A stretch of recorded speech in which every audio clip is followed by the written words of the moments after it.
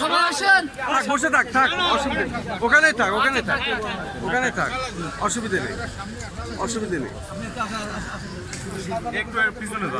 শুধু দর্শক, আমি এসেছি আগারগা ডাক অধিদপ্তর ভবন, এবং ডাক অধিদপ্তর ভবনের সামনে এসে আমরা দেখতে পাচ্ছি তারা হাজার হাজার নেতাকর্মী এবং যারা এর সাথে সম্পৃক্ত চাকরি করেন তারা সকলেই ভুক্তভোগী।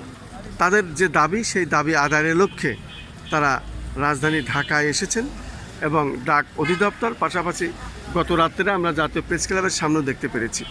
আপনারা আজকে এই যে ডাক অধিদপ্তরের সামনে আপনারা হাজার হাজার আপনাদের লোকজন সব সারা দেশ থেকে এসেছেন, আপনাদের মূল দাবি কি চাচ্ছেন আপনারা রাষ্ট্রের কাছে?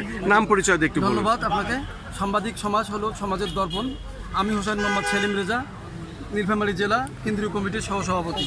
আমি আপনাদের মাধ্যমে গণপ্রজাতন্ত্রী বাংলাদেশ সরকার তথা বাংলাদেশের সংশ্লিষ্ট যারা আছে তাদের সবাইকে অবগতর জন্য জানাচ্ছি যে বাংলাদেশের সৃষ্টি হওয়ার পর থেকে অদ্যাবধি বাংলাদেশ ডাক সেবা উন্নয়নের জন্য সরকার বিভিন্নভাবে মিডিয়াতে ট্রায়াল দেয়, কিন্তু সাধারণ ইডি কর্মচারীদের জন্য কোনো কিছুই কাজ হয় না, যার জ্বলন্ত প্রমাণ 1973 সাল থেকে অদ্যাবধি দফায় দফায় বেতন বৃদ্ধি হওয়ার পরে অদ্যাবধি আজ পর্যন্ত বেতন আমাদের 4,460 টাকা।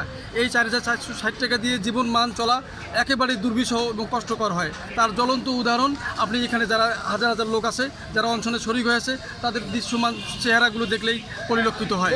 এই জন্য আমি আপনার মাধ্যমে, যেহেতু সাংবাদিক পেশা হলো মহান পেশা, আপনাদের মাধ্যমেই আমাদের বাংলাদেশের গণপ্রজাতন্ত্রী বাংলাদেশ সরকারের প্রধানমন্ত্রী, মাননীয় প্রধানমন্ত্রী জনাব তারেক রহমানের দৃষ্টি আকর্ষণ করে বলছি যে আমাদের এই 23,000 কর্মচারীকে আপনি একটি জীবনমান ভালো করার জন্য যা করা দরকার সেটা আপনার মাধ্যমে আমরা যেন হই, এটাই আমরা আশা করি।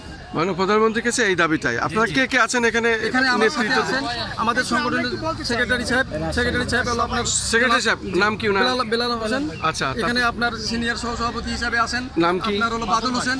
আমাদের এখানে উপদেষ্টা পরিষদের সাংগঠনিক সদস্য সাবেক সেক্রেটারি বুলবুল আহমেদ সহ এবং আরও অন্যান্য যারা নেতৃবৃন্দ আছেন, সবারই ঐক্যমত্যের ভিত্তিতে আমাদের একটাই দাবি যে আমাদের গতকাল এবং আজকের অনশন কার্যক্রম চলমান আছে এবং আজ এবং আজকের মধ্যে যদি আমাদের দাবি মানা না হয়, আগামী রবিবার থেকে আমাদের নতুন কার্যক্রম বা নতুন কর্মসূচি চলে আসতেছে। ইতিমধ্যে আমাদের গভর্নিং বডি যারা 9 জন সদস্য বিশিষ্ট কমিটি আছে তারা ইতিমধ্যে তারা মিটিংয়ে বসেছেন। যদি আমরা আশানুরূপ কোনো সুফল না পাই তাহলে আমাদের একটা বড় ধরনের কর্মসূচি আসতে পারে। শুধু দর্শক, আমি আগারগা থেকে আমি সরাসরি দেখানোর চেষ্টা করছি এবং তাদের যে দাবি, তাদের দাবির কথাগুলো ওনারা তুলে ধরলেন।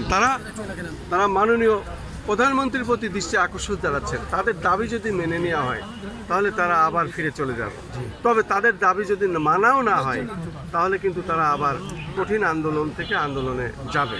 এটাই তাদের মুখ্য উদ্দেশ্য। তবে আমি মাননীয় প্রধানমন্ত্রীর প্রতি বিশেষভাবে আহ্বান জানাবো, আপনি যেহেতু ডাক বান্ধব এবং আপনি সকলেরই প্রধানমন্ত্রী এবং আপনি বিশেষ করে শহীদ প্রেসিডেন্ট জিয়াউর রহমানের সুযোগ্য সন্তান এবং মাননীয় আমাদের মরহুমা বেগম খালেদা জিয়া তিনবারের প্রধানমন্ত্রী এবং তারও আপনি আদর্শ নিয়ে চলছেন, ও দুজনেরই আপনি সুযোগ্য সন্তান।